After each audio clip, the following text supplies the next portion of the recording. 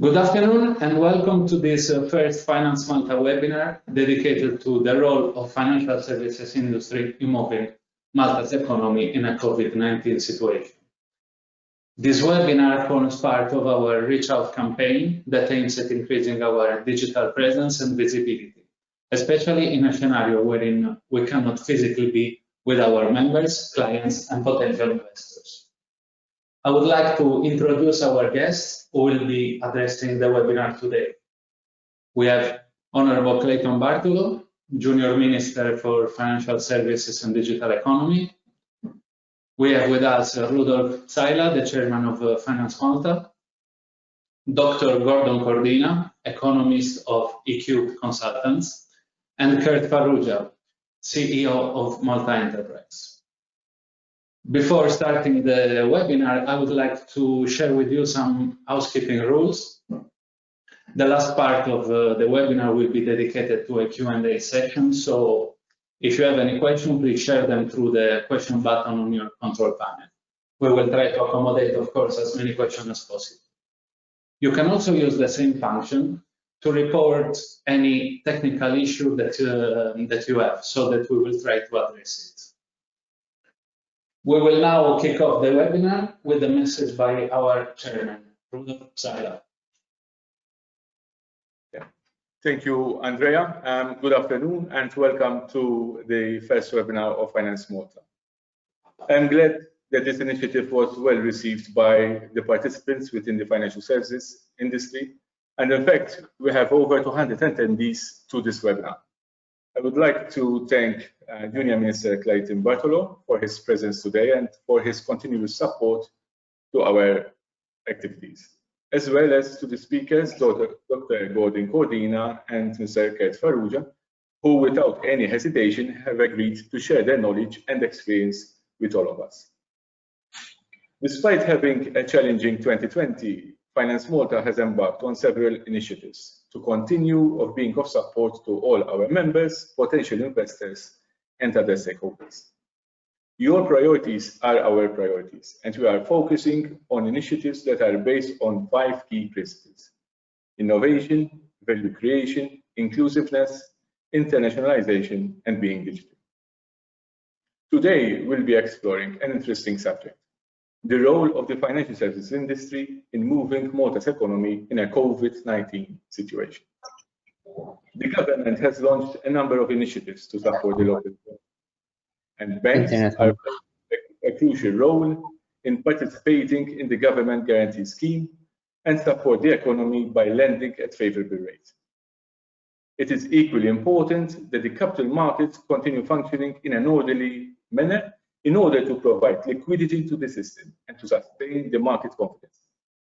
In addition, the sector should continue focusing on innovation to provide its services at a lower cost and in a more efficient way. Before I conclude, I would like to take this opportunity to remind those who have not yet completed our survey to please do so. Everyone's feedback is greatly appreciated as we aim to continue improving our services and communication to and within the industry. Last but not least, I would like to thank you for being here and to thank the FinanceMalta team for their sterling work in organizing this webinar and for all the support in launching of all the other initiatives. Enjoy and thank you. Chairman, thank you very much for your contribution. Let's now proceed with the next speaker, the Junior Minister for Financial Services and Digital Economy, Honorable Clayton Bartolo.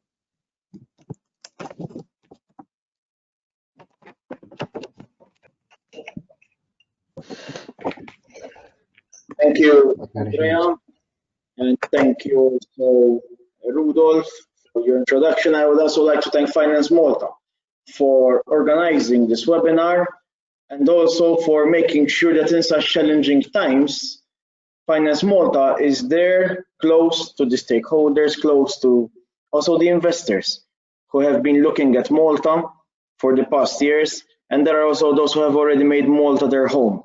And now in such challenging time, you are finding the government and a number of other entities which are there to help assist in order to continue moving forward, even when the going gets tough. The COVID-19 pandemic is presenting us with a number of challenges, all of which we are looking to turn into opportunities. And I think this is the way forward, which we have to go as a country.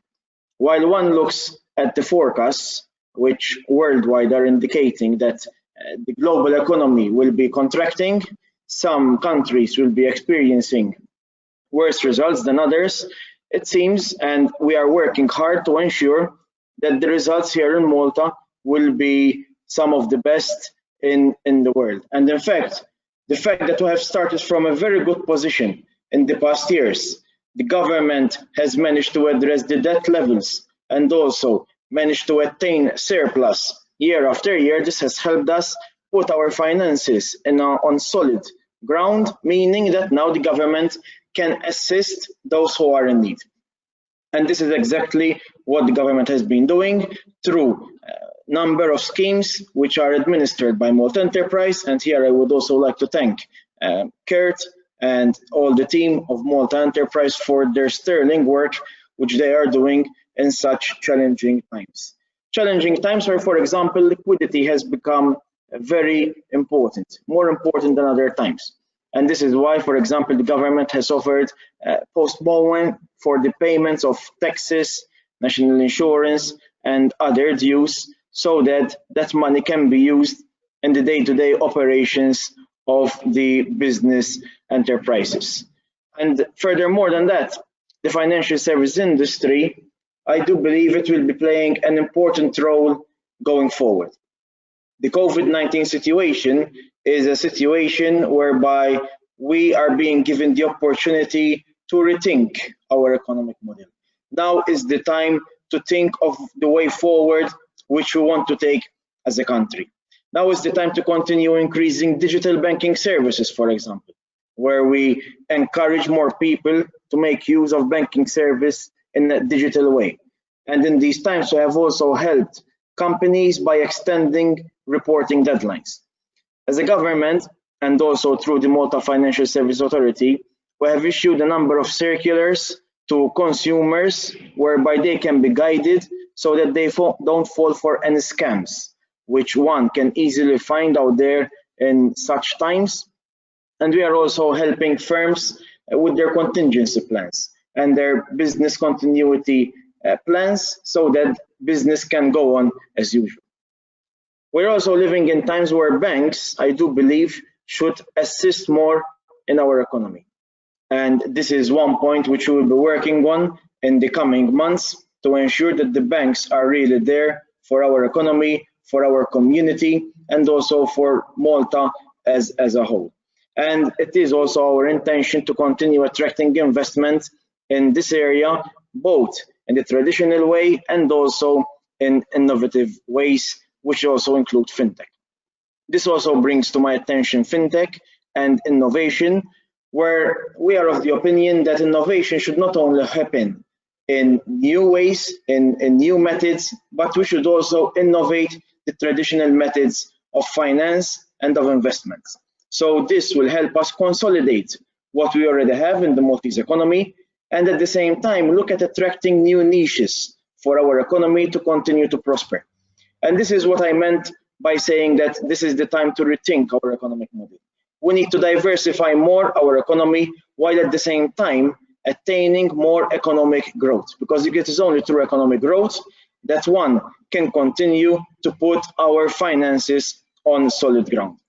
Finally, I would like to encourage you all to stay positive, to have courage in such times. The government is doing a lot of work. I would like to once again thank all the entities, FinanceMalta here who are present, and also Malta Enterprise for their very good work which they are doing, all along with a number of other entities who are working hard in order to ensure that we come out of the pandemic situation we are in stronger than we were before. Thank you and all the best. Honorable Bartolo, thank you very much for being with us today and for sharing your views. We know that you have another commitment very soon, so thank you very much for your contribution. Now we are ready to delve into the core of our webinar. The next speaker is Dr. Gordon Cordina, a leading economist in the Maltese Islands with a 25-year experience covering banking, policymaking, academia, and private sector consultancy. He is involved in several research projects, and he cooperates with international institutions such as the European Commission, government ministries, and private entities. He will share with us his views on the impact of the COVID-19 pandemic on the financial service industry, and also how the industry in Malta can contribute to stabilize the economy in a post-COVID-19 scenario. Dr. Cordina, the virtual floor is yours. Thank you very much, Andrea, and my gratitude to FinanceMalta for having invited me to share a few thoughts with you in this webinar. I will be discussing, yes, the role of the financial services industry in moving Malta's economy forward, but we have to start, of course, from a situation where we fully appreciate and understand what the COVID-19 situation will mean for the financial services industry in Malta itself, and how the operations of the sector will be changing possibly over the long term as well, in view of this unprecedented, at least in the living memory of many of us, event. But let's start with some thoughts which I like to keep to in difficult times such as these. First of all, I like to remember that if there's a bear running after us, the important point is to run faster than the guy next to you, and not necessarily to run faster than the bear itself. Which means that always endeavor, in any situation, we need to be extremely mindful of the competitive environment around us, which will give us heightened threats, but I also believe heightened opportunities in a situation of increased volatility. How do we take these opportunities forward? By remembering a quote often attributed to Charles Darwin, but not necessarily made by him. It possibly follows a later student of Darwin, but in any case, the value of the thought is that it is not so much strength or intelligence that matters, but it is more the ability to adapt and adjust to changing environments, which will eventually lead us to success in this highly dynamic situation. Where are we coming from in terms of the financial services sector in Malta? Of course, we all appreciate that the sector is key to the Maltese economy, key in terms of the downstream activities it provides to practically each and every business activity in Malta, but also when it comes to measuring its pure contribution to gross value added, which can be measured at this stage at 6% of GDP. So essentially 1 out of every 16 euro in the pockets of the Maltese population is coming directly from the salaries, wages, profits being made within the financial services industry.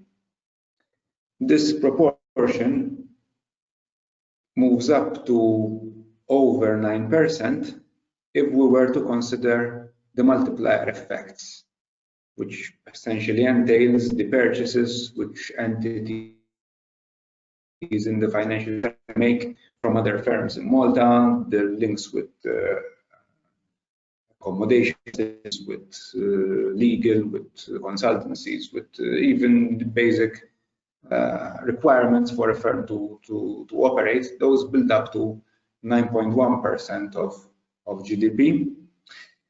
Employment level of 12,000 plus persons in 2019, almost 5% of the total employed population. You will notice that the contribution to gross value added is higher than that to employment, which signifies the fact that each employee in the financial services industry is more productive, is yielding more gross value added than the average in the rest of the economy, and that rest of the economy also includes, some high value added activities such as gaming. The financial services sector is not new to facing challenges over the past few years. After significant growth, the past 3 to 5 years have been subject to a number of new challenges. Some of them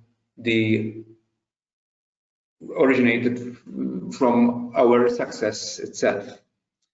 As we know, we are subject to jurisdictional reputation risks, especially in terms of our AML and CFT capacity to address the rising global challenge of financial crime. We of course appreciate all the efforts that are being done, not only by government, but also by practically all the reputable players in the financial services sector in Malta to meet the very important deadlines in the coming months, which are represented by the Manival assessment.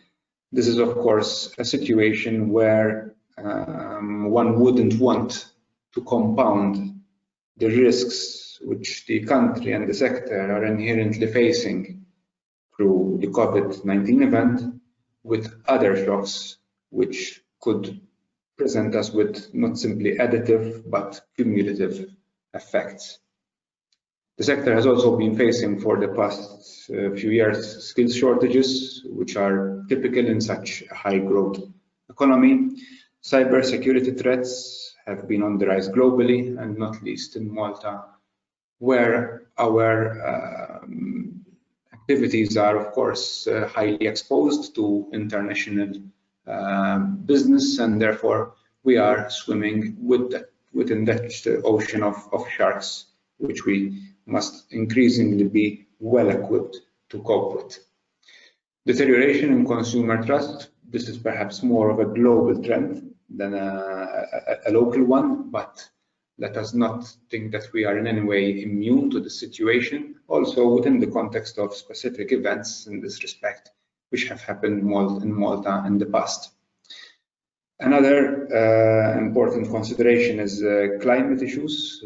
Our sector is moving in line with others internationally to become more climate compliant within a sustainable finance situation where sector must enter into co-responsibility with clients in terms of assuring the climate friendliness of projects and business activities being undertaken. So those were already pre-COVID-19 challenges, and in no way must we let COVID-19 allow us to forget or in any way somehow reduce our guard with respect to efforts to continuously address these challenges, because if anything, COVID-19 can make these same challenges even more relevant, especially when it comes to skills shortages, cybersecurity threats, problems with consumer relations, and so forth.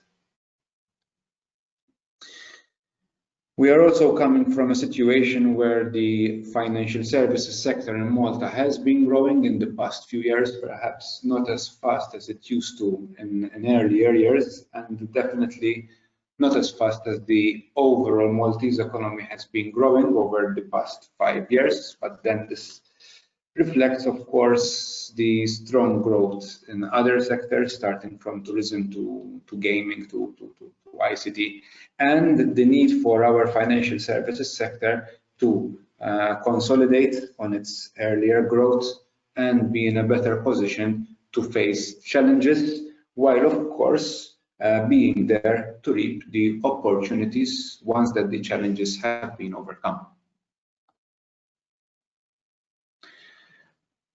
Let us look now at a checkbox, at a checklist of possible channels through which the COVID-19 shock may influence the financial services sector in general. This is the checklist which has been developed by the Bank of International Settlements, and we are here representing in graphical form. Of course, we're saying nothing new here. Perhaps the value of this slide is to have a checklist, as we said, against which to tick provisions, all the contingencies that we must take in continuing to run our financial services entities within the COVID environment. So, of course, we're looking at a loss in workforce productivity through mortality and illness, the possible closure of business because of social distancing, price volatility, unemployment, especially within our client base through supply chains disruptions.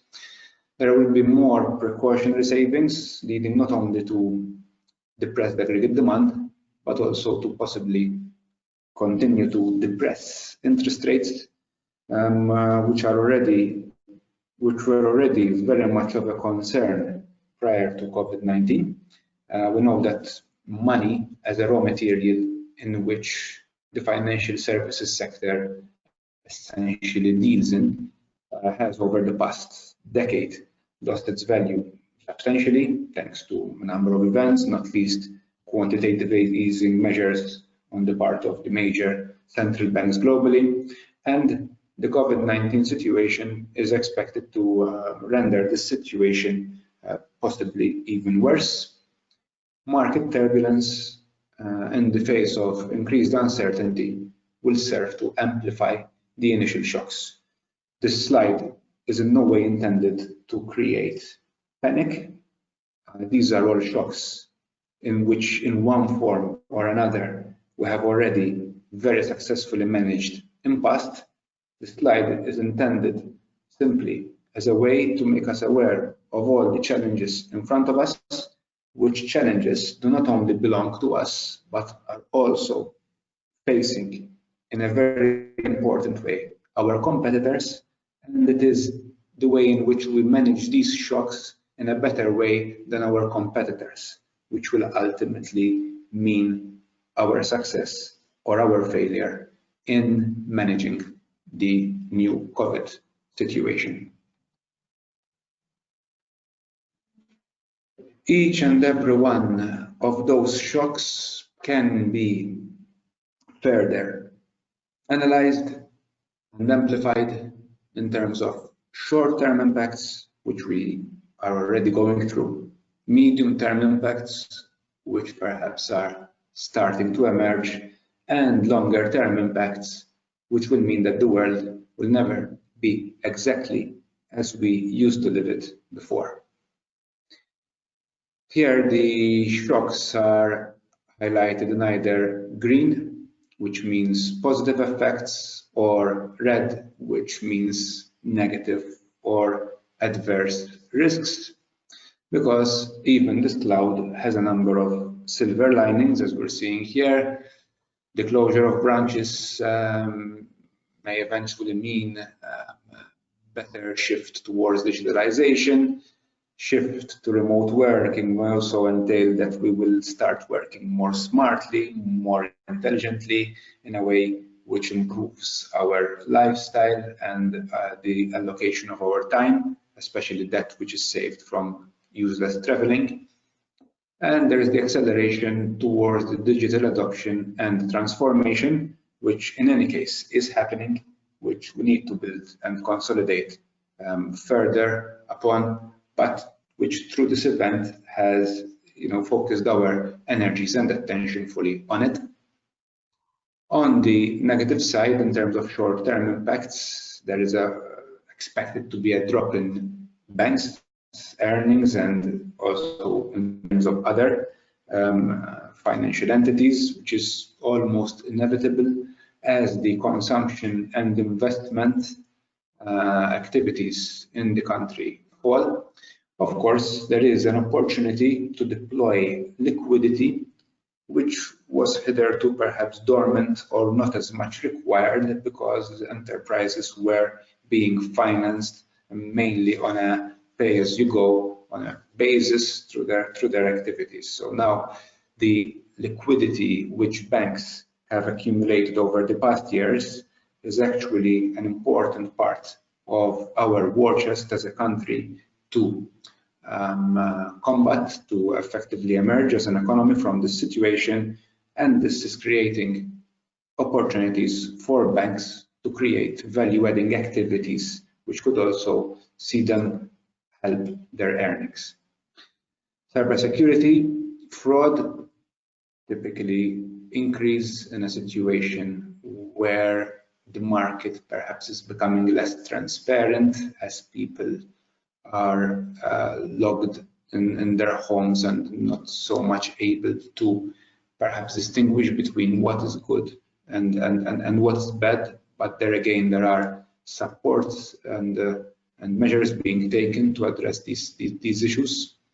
A possibly higher level of insurance claims through cancellations of events, travel restrictions. The impact so far has been relatively manageable, also as the MFSA has issued clear guidance in this regard.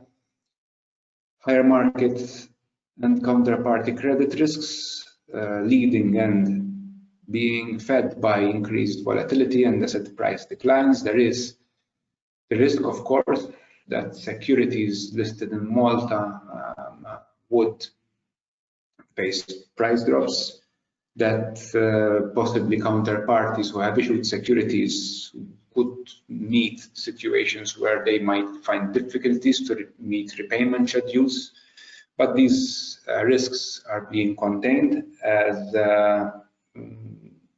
market volatility in Malta is not as pronounced as elsewhere, and as schemes have been and are being developed to ensure business continuity for the issuers of security instruments. Tax, financial, regulatory compliance. Government has already taken measures to postpone certain payments for a number of entities, with the MFSA itself taking certain steps to alleviate the usual burdens through extended deadlines. From a medium-term perspective, we look at the opportunities of digitalization, fintech companies, and possibly, as people become more health conscious, an increase in demand for the healthcare insurance sector, as in general terms, one might expect that in the economy, in general, more of the overall pie will be allocated to healthcare issues, given the experience of the shock, which has been unexpected and rapid, and which led possibly to reactions which, from an exposed perspective, we might realize that might have been costlier to the world as a whole than they maybe needed to be had we been better prepared and given more advance notice of what was to come on the European, American, and global markets. But of course, there will be the negative side to this over the medium term. There will be reduced demand for financial services, not simply because they are financial services, but it will be because the overall economic situation might take time to be restored to the original levels. We're seeing at least 1 to 2 years, so that's a couple of years of activity lost before we regain the original levels of economic activity. It might take even longer if our partner countries with whom we deal would take even longer to recover, and there would be therefore subsequent shocks to the demand for our business. Low interest rates, once again, Of course, the way to address the crisis is to increase liquidity, but that will mean that more money will be chasing fewer goods in this new situation, which will mean lower interest rates that are here to stay, not just for a few years, but possibly for another decade or more. This calls for a definite refocusing of the business model of many financial institutions. Surge in liquidity risk, which once again could call for different ways in which to reallocate risks. Longer term risks for life insurance. This might have limited impact on Malta, also because we've had a relatively low mortality from the COVID event, but there again, low interest rates might create problems for insurance asset managers in Malta and elsewhere. And finally, there are the potential tax implications, as we have been hearing over the past few days. The way in which the packages which will be implemented across the EU might be financed through either tax harmonization or new climate taxes might impinge on our economy and on the financial sector itself in a disproportionate way as compared to other sectors and as compared to other economies. As a country, of course, we have the duty and we have the right to ensure that the EU does not tax things which are good. There is nothing inherently bad in financial services. They're essentially needed by all the European economy. There is nothing inherently bad in digital services. They are our future. They are Europe's future. So what sense is there in taxing these two elements is very, very hard to understand. Climate taxes may make more sense, especially in a situation where there is more climate-friendly investment to avoid such taxes. But if such taxes are avoided in that way, then there might be revenue implications. So somewhere that revenue will need to be collected, which leads us to the final consideration that our country has to be competitive in whatever it aims to do, irrespective of the tax situation. We need to remain competitive even if we were to lose at least a part of the tax competitiveness that we have enjoyed so far. So we need to strive as a financial services sector in full collaboration with the other sectors in the economy, ranging from manufacturing, tourism, so on and so forth, to the very new ones, including ICT and gaming, to improve our competitiveness as a country in terms of our offering for investment from abroad and for homegrown investment, irrespective of the tax situation, which might be then the cherry on the cake, which leads our country to attract even more investment than it would have otherwise done without it. Long-term impacts, cashless society, something which we need to really aspire to. We know, of course, that we are an excessively cash-intensive society. That's not efficient. That will not help us achieve better our economic growth. It will also not help us in terms of our fight against financial crime and in terms of continuing to develop a sustainable, compliant economy. The advancement of sustainable finance will be helped by the pandemic, as we're discovering new ways to work, as we're also discovering that it is possible to avert climate change through our behavioral actions without needing to destroy consumption or economic activity in an excessive way. On the other hand, we're looking at situations where the economy might present us with a potential increase in non-performing performing loans. Our country has already performed admirably in this respect in managing these loans over the past few years. We also have a stable and strong business setup. Government is helping through the instruments which are being launched to secure the integrity and stability of business. But there again, there might be some casualties. Those casualties will need to monitor properly and ensure that they don't result in excessive charges on non-performing loans. Another main issue is to ensure that real estate in Malta remains and retains its value, perhaps growing at a slower pace than it used to. That's fine. We need to face this cyclical adjustment in any case, but we need to avoid any potential drops in average values across the board, because real estate sustains not only a lot of the collateral in the banking sector, but also it represents 70% of the wealth of the Maltese population.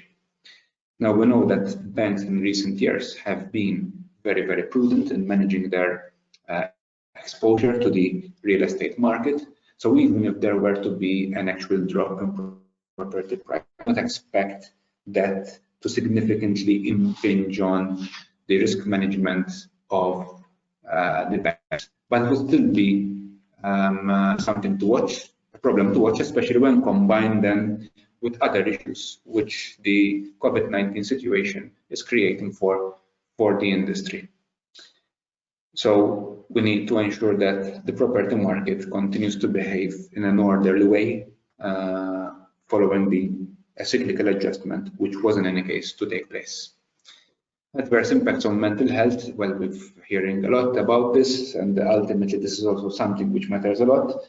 Well-being in the nation is something which in Malta we have historically scored high on. We are one of the happiest countries in the world according to a number of measures internationally. That is possibly also one way in which to attract foreign businesses, foreign investment. We have got to make sure that our success in dealing with COVID-19 is also translated into this element of well-being, which will help our sector in many ways. So to summarize the challenges and the opportunities, the challenges, of course, are finding adequate borrowing opportunities by banks, limiting exposure to bad debts, adverse impacts on liquidity, earnings, profitability of financial institutions in general. Watch out for higher cybersecurity risks, especially with the skills shortages that there are in this area, as well as the increased threats for fraud and so on, conduct risks, which we mentioned earlier on. There are opportunities, and we should equally focus on these in order to overcome the challenges and sustaining new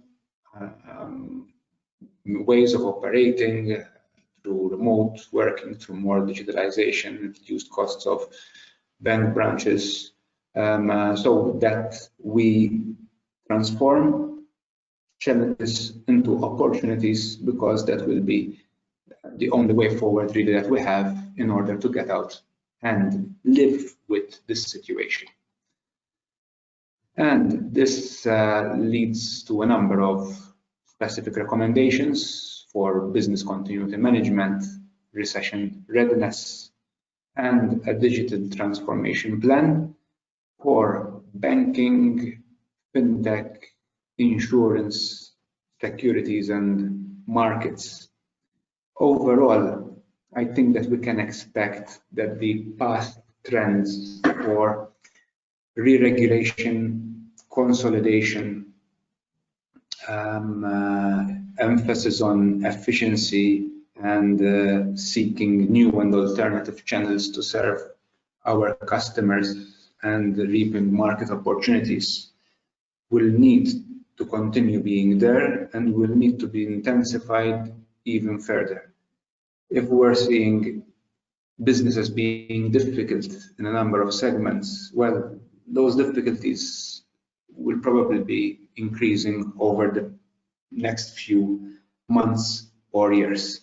But just as we're seeing ways and means to secure the way out of those difficulties and emerge even stronger than we used to be, so I believe we have the opportunity here through this shock for the financial services sector to prove itself as an indispensable component of the Maltese economy, and one which will emerge even stronger, even more competitive through the hard work that we are undertaking and which we need to continue to do over the foreseeable future.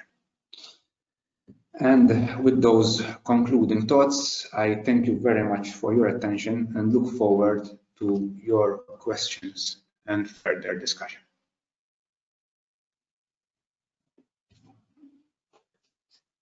Dr. Cordina, thank you very much for your insightful contribution. I'm sure that there will be some questions for you, and as said before, we will address them at the end of the webinar. Let's move now to the next speaker, Kurt Farrugia, Chief Executive Officer of Malta Enterprise. Mr. Farrugia assumed this role in August 2019. Previously, he was head of government communication, a spokesperson for the Prime Minister from 2013 to 2019. And before that, he had a career in journalism and politics. His intervention today will focus on the impact of COVID-19 on the sectors that fall under the remit of Malta Enterprise, and also on the relations between Malta Enterprise and the financial services sector. Mr. Farrugia, the virtual floor is yours. Good afternoon, and thank you for the insightful, very insightful opinions that we've been hearing. And I think it's a very important opportunity to be able to discuss this sector in the context of whatever is happening at the moment, which is very significant when it comes to the world economy, but also it is impacting different sectors. So I have prepared a presentation which I will try to keep as concise as possible. Malta Enterprise has traditionally never been closely associated with financial services. However, when one thinks more in depth, it is clear that Malta Enterprise has an intrinsic relationship with this sector. The more time passes, the more intense this relationship is becoming. Although companies falling under financial services by and large are not eligible for our incentives, yet as Malta Enterprise, we both rely and actually even support activities relating to this industry. And we do want to play an active role in the sector, as we are convinced that the sector contributes, as Professor Cordina has been mentioning before me, the sector can contribute on various economic fronts. What we know, and COVID confirmed, is that the biggest strength of our economy is having a well-diversified economy. This creates resilience against shocks that the economy is subject to from time to time. When comparing, for instance, we have prepared some data on the way the different sectors have reacted to the current scenario. When comparing Q1 2020 with Q1 2019, the GVA at market prices for wholesale, retail, accommodation, and food services in Malta declined by 4.5%, while other sectors, such as manufacturing, have seen an increase of 3.8%, and financial services an increase of 5.2%.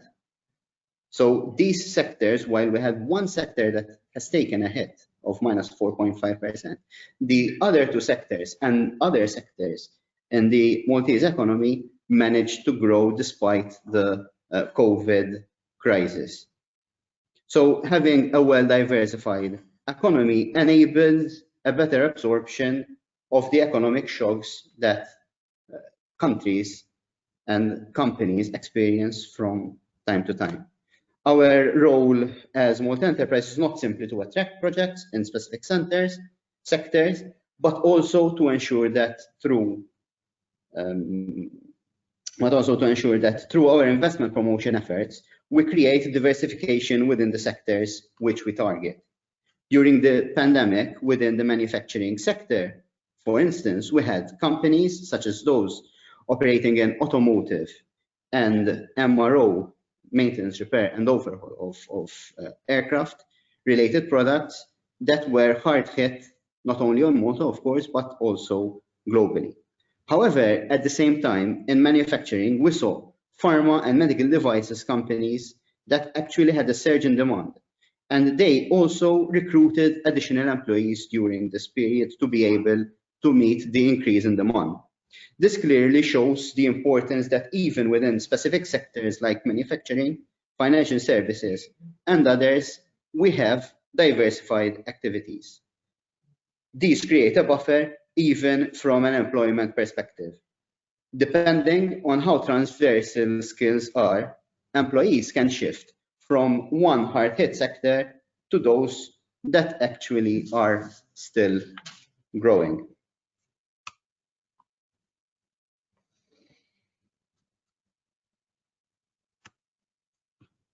So we are seeing technology that is merging more closely with financial services in various areas. Actually, technology revolutionizes various aspects of this sector. This is clearly an opportunity that Malta Enterprise wants to capitalize on. Before delving into more detail, I would like to highlight how one COVID-19 driven change will actually impact the niches we look at from a foreign direct investment point of view. Think, for instance, of how we pay when doing a purchase. This was referred to also by Professor Cordina. COVID-19 has instigated that we carry out more online shopping or when purchasing goods from stores to pay contactless. This trend has been observed in various countries, including in other countries such as Germany, where residents rely heavily on cash transactions. COVID-19 will actually accelerate the way to a future in which cash payments are the exception rather than the norm. Such changes will have an impact both on local dynamics as well as from an FDI point of view when it comes to identifying opportunities to pursue. From a foreign direct investment point of view, in the last years, we have encountered various projects that are actually related to the area of financial services. The advancement and adoption of technology in the financial services sphere provided lucrative opportunities for us as a country. The rise of fintech has actually enabled us as Malta Enterprise to build stronger links with the financial services world. This is one of the sectors that actually we target for investment promotion purposes. As an organization, we have been in contact and supported various companies that operate in areas such as biometrics, technology-driven anti-money laundering software, and KYC solutions, natural language processing projects related to financial data curation, automated trading bots, blockchain-based solution, RegTech, mobile banking applications, and others. As you can see, these are all related to financial services and fall perfectly in Malta Enterprise investment promotion efforts. In spite of COVID-19, these areas are all expected to continue to grow at very strong rates, and this justifies also our attention to focus on these niches within financial services. Being successful in these areas would add more steam to economic recovery and also would enable us to diversify even further our economy and the financial services sector.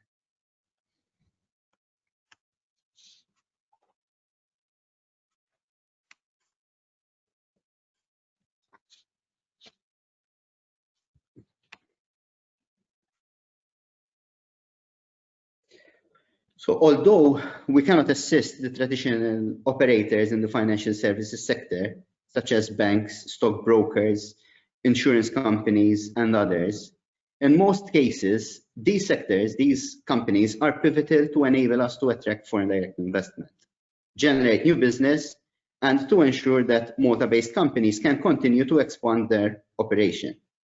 We, as an entity, at times rely on banks to undertake major capital expenditure projects. As you understand, investing in physical structures such as the Life Sciences Park, which we manage, and an incubation center, or even having our own premises would require substantial financing. One of the options that we consider in such projects is taking commercial loans from banks. Banks are also of critical importance when it comes to enable those companies to whom we would have approved industrial land to build their own factory. Most companies, as you might be aware, would not have the capital required to engage in such costly capital expenditure, and thus the provision of loans by banks is crucial. Insurance companies also come in play, as the construction works, the building itself, and also the machinery and employees would need to necessary insurance, would lead to necessary insurance coverage. When it comes to challenges, we have, during the past years, identified banking and the opening of bank accounts as one of the major hurdles for doing business in Malta. One of the most basic requirements that every company setting up in Malta needs are banking facilities, at least a corporate bank account to be able to make transactions. It is a known secret that due to various reasons, this at times is very challenging.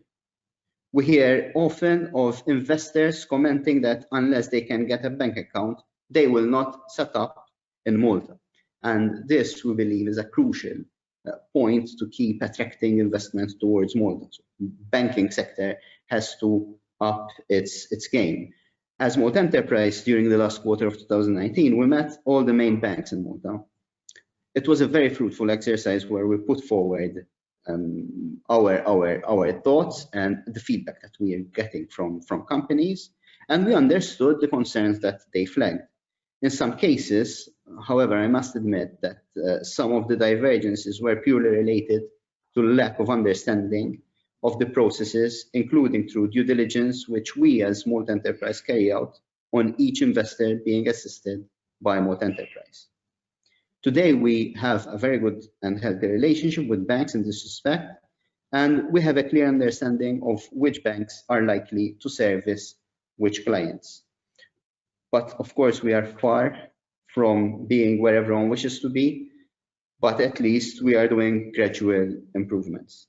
Ironing out these frictions is critical for us as Malta Enterprise to attract new investment to Malta that will ultimately result in increased economic activities. Another challenge are loans and the lack of understanding for novel ideas and new business. So as in manufacturing, for instance, we do not see major stumbling blocks for banks to provide loans. This is not the case for companies engaged in the services sector. We understand that the provision of loans to those in the services sector entail completely different risk considerations than the ones required in manufacturing companies. Yet we believe that the banking sector, even here, has an important role to play in this sphere. The provision of liquidity to all businesses that have a future during the COVID-19 and post is essential for economic recovery. The origins of this recession had nothing to do with liquidity issues as in other major recessions. But as this event drags on for businesses, having access to liquidity is very important. Unless this takes place, we risk ending up in a prolonged recession that is not only induced by the pandemic, but also by lack of liquidity. So that is the importance that banks have at this point in time. So schemes launched by government, in particular the COVID-19 guarantee scheme, were purposely done for commercial banks in order to enhance access to bank financing for the working capital requirements for businesses in Malta facing a sudden liquidity shortage as a result of COVID. Mitigating against liquidity concerns is vital for the smooth recovery of the economy. I would also like to mention that when banks are engaging with businesses to provide them with liquidity, in most cases, they might require business plans. Whilst this is important and encouraged, one also needs to understand how businesses and business plans have changed along the years. Whilst these remain relatively common in the traditional sectors, emerging sectors tend to rely more heavily on DEX. Literally, these DEX are used to raise millions on the markets. We need to ensure that our traditional service providers also adapt to these new realities. I understand the inertia to move away from the traditional business plans, because even at Malta Enterprise, it took a while to understand this new reality. However, the traditional model, the traditional banks, would require companies, particularly smaller companies, startups, to go through the tribulation of having a traditional business plan, when with DEX that are, of course, well researched, with the forecasts and financial forecasts that are being put forward, they are ending up to be an obstacle for doing business, because such companies would not want to go through the pains of having to go back and change their DAC into a fully fledged business plan, because through that DAC they managed probably to attract millions of share capital and raise the money that is needed for that company to operate. I also believe, on going forward, that we should, in this context, work to nurture an ecosystem for startups as part of our work to recover economically. As Malta Enterprise, we do give a lot of attention to startups. The rapid changes taking place within financial services, as the sector is embracing more actively technology, is giving rise to various opportunities. One of these is related to nurturing and attracting startups. Providing financing, as I was saying, to novel ideas is very important, and agents in the sector have a very important role to play. Whilst it is true that in most cases these present a higher risk, one cannot oversee the higher returns that such investments can bring to shareholders and investors, as well to the economy. We all know that established companies are more likely to have an inertia to drive change. The banking sector provides this perfect example, as I have been just saying. During the last couple of years, we have seen the rise of challenger banks such as Revolut, Monzo, and N26. These challengers made inroads in terms of securing clients that were seeking to open an account. To provide you with an idea of the way challenger banks are making inroads, it takes around 25 clicks to open a Revolut account, whilst it takes nearly 70 clicks to open an account in traditional banks such as Lloyds and Barclays in the UK, not to mention how many clicks it would take to open a bank account in Malta. These challenger banks are startups generally, and they all rely heavily on technology. Those providing them with the technology required are also, in most cases, startup companies. These obviously provides with a very interesting opportunity to actually assist and attract startups in this area that would vitalize even more the financial services sector in Malta. The developments that shaped Malta over the last decade positions very competitively to attract highly innovative startups. Malta has developed itself even through the attraction of expats as a cosmopolitan society. This will be able to churn and attract young, talented, and energetic individuals to support tech-driven startups.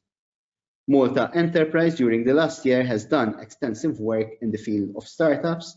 The corporation has also set up a dedicated working group on startups. Most importantly, we have established important contacts with incubators and accelerators such as those from the south of Italy, University of Salerno, and in Africa, more specifically in Ghana. These efforts will enable us to attract more startups that are seeking to develop and marketing their innovative projects. And we believe that Malta has a very important USP when it comes to connecting different parts of the world from Africa to the Middle East to North America and the Americas. So we believe that we can manage to attract some of the best startups and that can grow and eventually also grow out of Malta. Looking a bit to the future of the Maltese economy post-COVID, so I believe that it's time to use this opportunity to look at ways on how to look at new economic models. And I believe there are challenges, but also opportunities. And at this point in time, I see to step up our game as a jurisdiction, I see 4 major opportunities for a new economic model. Improving these would make Malta a better proposition for businesses to set up. So we have identified the 4 sectors, the 4 sections and spheres that are on your screen, particularly education, STEM, entrepreneurship and innovation, Malta's business sophistication, and tech-savvy households. So tech-savvy households I will delve in a bit more detail as we go along. So compared to very small advanced economies to go through each sector, Malta has ample margin to significantly improve in the area of higher education and training. This is mainly due to the high rates of school leavers and to ensure that more students actually continue post-secondary education. Addressing this pain point is particularly important as we see a faster transformation and adoption technology in our economy and financial services sector. These human resources need to be channeled into further and higher education as these individuals will drive the required change. Malta's innovation sphere is placed to benefit significantly from the improvements recorded in education. As country, more efforts should be made to make science, technology, engineering, and math subjects more attractive to students. Having a strong cohort of students in STEM subjects will be an important enabler to harness and expedite the benefits arising from embracing technology in our economic development. These educational efforts should be complemented with a drive to encourage a higher entrepreneurial mindset. During the last years, we have seen an initial change towards the promotion of entrepreneurship, but definitely more efforts are required in this sphere as well. The success being recorded by a number of entrepreneurs, Maltese entrepreneurs who have created literally a business from nothing, should serve as a stimulus to drive more of an entrepreneurial culture in Malta.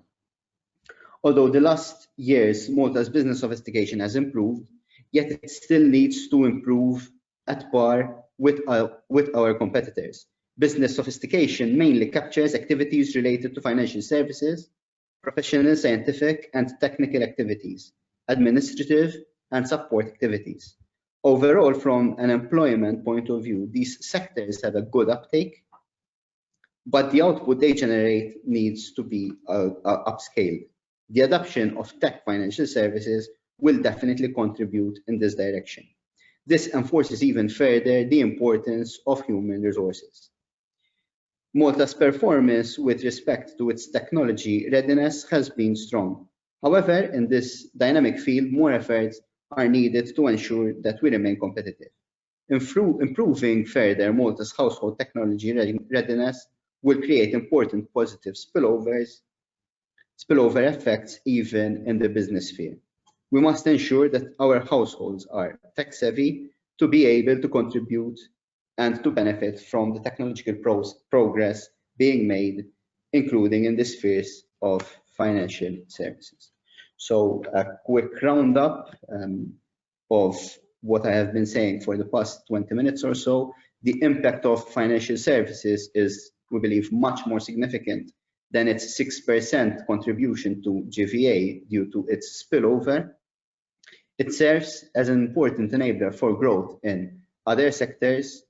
And finally, the main point that I want to put across is that the further diversification of our economy would create a wider buffer against adverse shocks.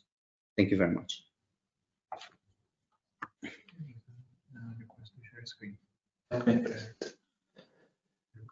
Mr. Farrugia, thank you very much for your presentation. So we are already very late, but if you can stay with us 5 more minutes, I will also ask Dr. Cordina to join us with this video, and even you, Mr. Farrugia, please.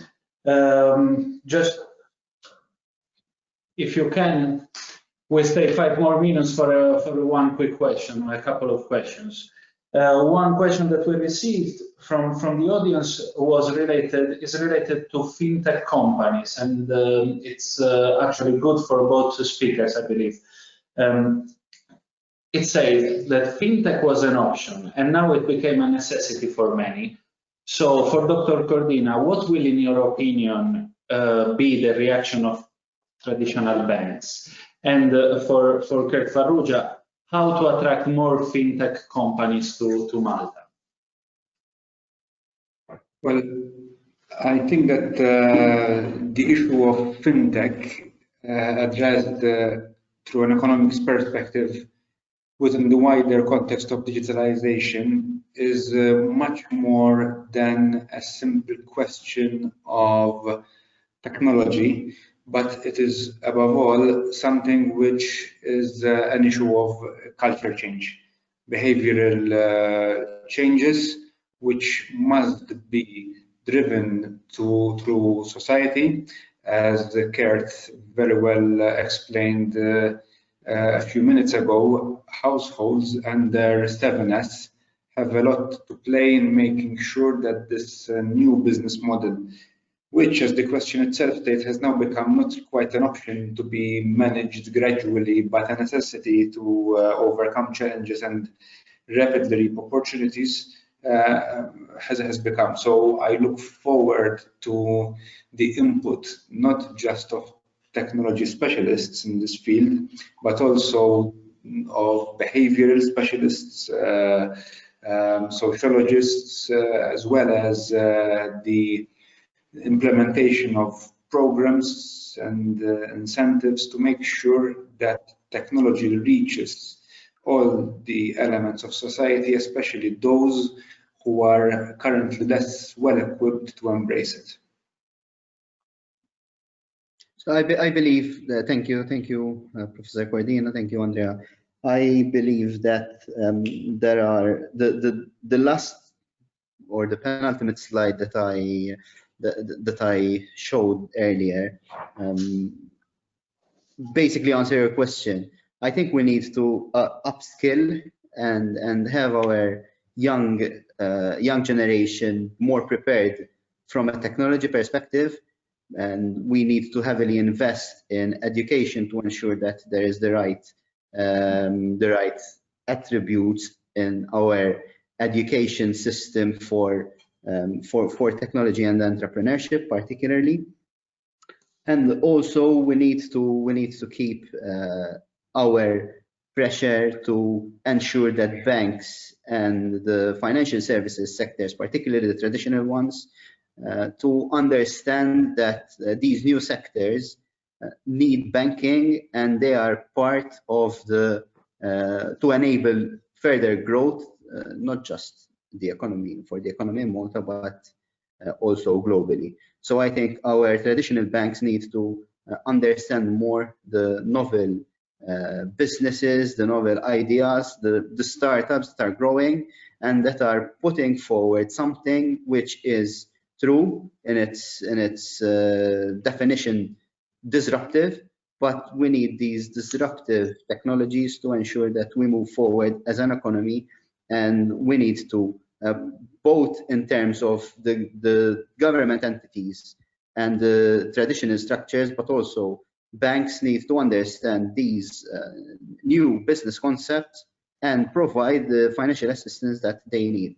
And I think that's once we get our house in order when it comes to these areas, particularly the areas I mentioned, education, STEM, and more entrepreneurship and innovation in our education system, improving Malta's business sophistication, and having our households more tech savvy. These four pillars, I believe, can help us to grow further and to be prepared even better to attract such fintech business and such new technology.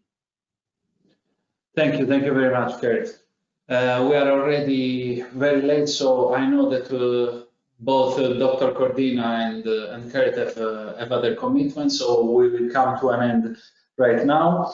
I would like to thank once more our speakers for their time and for their contribution to this webinar. And I would also like to thank all attendees. I really hope you enjoyed the webinar, and please accept our apologies if we were not able to address all your questions.